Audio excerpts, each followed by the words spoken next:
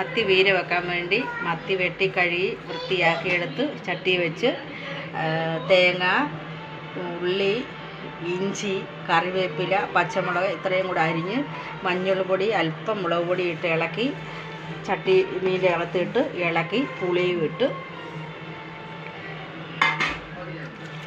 പുളി നേരത്തെ വെള്ളത്തിൽ ഇട്ട് വെച്ചേക്കുവാണോ?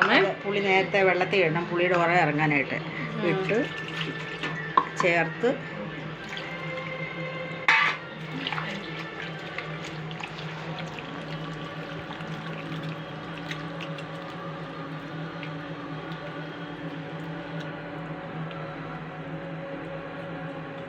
അടുപ്പ വെക്കുന്നു.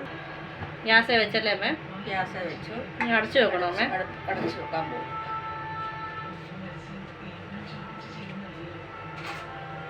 അടച്ചു വെച്ചല്ലേ അമ്മേ? ഇനി നല്ലതായിട്ട് തിളക്കട്ടല്ലേ? മത്തി നല്ലതായിട്ട് കിടന്ന് തിളയ്ക്കുന്നുണ്ട് കേട്ടോ, നല്ലതായിട്ട് തിളയ്ക്കുന്നുണ്ട്.